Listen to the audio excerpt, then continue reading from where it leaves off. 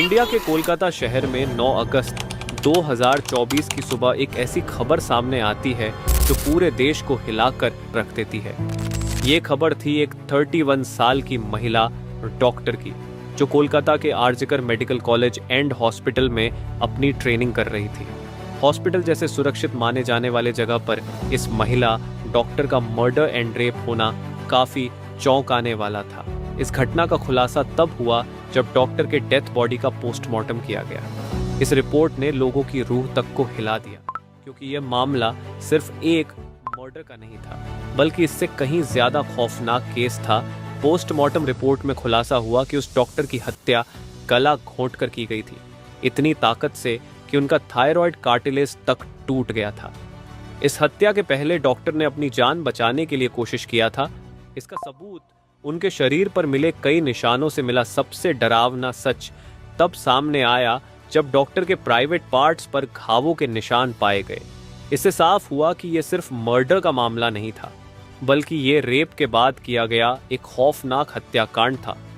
Hospital के परिसर में इतनी बड़ी घटना हो जाती है और किसी को कान खबर तक नहीं होती। क्या उस रात कुछ ऐसा हुआ था जिसे जानकर आप गुस्से से बौखला जाओगे?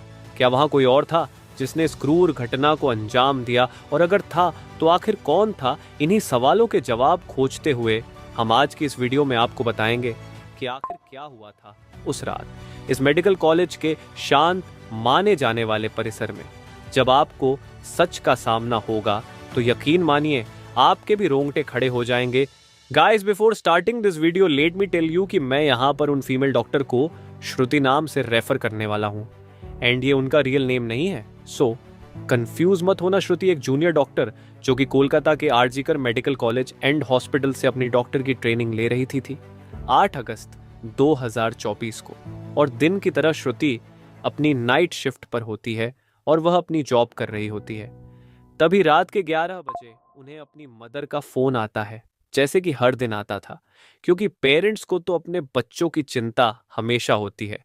श्रुति की मदर उनसे पूछती है कि क्या तुमने खाना खा लिया और तबीयत वगैरह तो ठीक है तुम्हारी? जिसके रिप्लाई में श्रुति बोलती है कि उनकी तबीयत एकदम ठीक है और वो बस अभी कुछ पेशेंट्स को देखने जा रही है, जिसके बाद वो अपने कलीग्स के साथ बैठकर खाना खाएंगे। अपनी बातें भी करते हैं। खाना खाते खाते और बात करते हुए रात के 3 बज जाते हैं और इस वक्त श्रुति थोड़ी थकान सी फील कर रही होती है। तो वो अपनी थकान दूर करने के लिए इस हॉस्पिटल के 4th फ्लोर में बने सेमिनार हॉल में जाकर रेस्ट करने लगती है। श्रुति के रेस्ट करते करते सुबह के 7:30 बज जाते हैं, पर वो तब भी इस सेमिनार हॉल से बाहर नहीं आती, जो कि काफ़ी ज़्यादा अनयूजुअल था, क्योंकि श्रुति कभी भी आधे एक घंटे। ये सारे प्रूफ मिलने के बाद ये केस पुलिस को हैंड ओवर कर दिया जाता है एंड पुलिस वाले इस क्रिमिनल को पकड़ने के लिए लग जाते हैं। सबसे पहले पुलिस उस क्राइम सीन पर ही छानबीन करती है जहां ये सब हुआ था। बट संजय पुलिस वालों की किसी बात का भी जवाब नहीं दे रहा होता, क्योंकि वो काफी ज्यादा नशे की हालत में था। इस बीच पुलिस वाले संजय का फोन भी चेक करते हैं, जिसमें उन्हें भर भर के पोर्नोग्राफिक कंटेंट मिलता है, जिससे उनका शक यकीन में बदल जाता है। उन्हें एक शू मिलता है जिसके ऊपर कुछ खून जैसे ही धब्बे थे, तो पुलिस वाले उसका सैंपल कलेक्ट कर लेते हैं। थोड़ी और तलाशी लेने पर पुलिस वालों को संजय के घर के बाहर कुछ कपड़े सूखते हुए दिखते हैं, और ये वही कपड़े थे जो कि उस दिन संजय ने पहने थे, क्योंकि ये सब सीसीटीवी कैमरा में कैप्चर हो गया था, जिससे जाहिर था कि संजय ये प्रूफ मिटाने की भी कोशिश कर रहा था। बट जब संजय को पूछताछ के लिए पुलिस स्टेशन में लाया गया था, उस वक्त वो काफी ज्यादा नशे की हालत में था। तो क्या वो ये सब बस इसलिए कर रहा था ताकि उसे कम सजा मिले, जस्ट बिकॉज वो उस वक्त नशे में था? बाद में जब पुलिस वाले उस शू पर लगे ब्लड सैंपल्स को चेक करवाते हैं, तो वो भी श्रुति के ब्लड से मैच हो जाता है, which was a solid proof against him. इन सारी रिपोर्ट्स एंड डिटेल्स को एक साथ कंबाइन करके पुलिस वालों को पता चलता है कि उस रात संजय रॉय काफी ज्यादा नशे की हालत में था और वो रात के 11 बजे हॉस्पिटल में एंटर करता है। संजय अक्सर उस हॉस्पिटल में नाइट शिफ्ट किया करता था, तो उसे यहाँ की काफ़ी अच्छी नॉलेज भी थी कि कहाँ पर कैमरा है और कहाँ पर नहीं। तो वो आराम से इस हॉस्पिटल के 4th फ्लोर पर जाकर बैठ जाता है, क्योंकि वो नहीं चाहता था कि कोई उसे ज़्यादा नशे की हालत में देखे, वरना वो अपनी जॉब से हाथ धो सकता था। 4th फ्लोर पर आते ही वो अपना आराम से सो जाता है। जब उसकी आंख खुलती है तब तक सुबह के 3 बज चुके थे। तभी संजय की नजर श्रुति पर पड़ती है, जो कि रेस्ट करने सेमिनार हॉल में जा रही थी। श्रुति को अकेला देखकर संजय के इरादे बिगड़ने लगते हैं।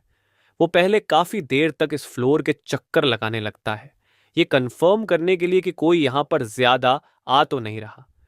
जब उसे लगता है कि हाँ उसका रास्ता साफ है, तो वो 4 बजे सेमिनार हॉल के अंदर एंटर करता है और फिर वहां से 4:45 पर बाहर आता है। इन 45 मिनट्स तक श्रुति के साथ इस आदमी ने क्या क्या किया होगा और वो कितने पेन से गुजरी होगी, ये सोचकर ही किसी का भी दिल सहम जाएगा। स्पेशली श्रुति के पेरेंट्स, जिन्होंने इतनी उम्मीद से और सेक्रीफाइसेस करके अपनी बच्ची को डॉक्टर बनने भेजा था, एंड श्रुति अपने पेरेंट्स की अकेली बेटी थी, तो उनके लिए तो ये किसी सदमे से कम नहीं होगा।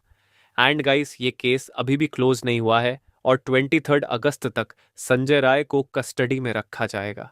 इस कातिल इंसान के साथ क्या होना चाहिए, आप कमेंट में ज़रूर बताना, और इस केस रिलेटेड जानकारी देखने के लिए चैनल सब्सक्राइब करें। Thank you.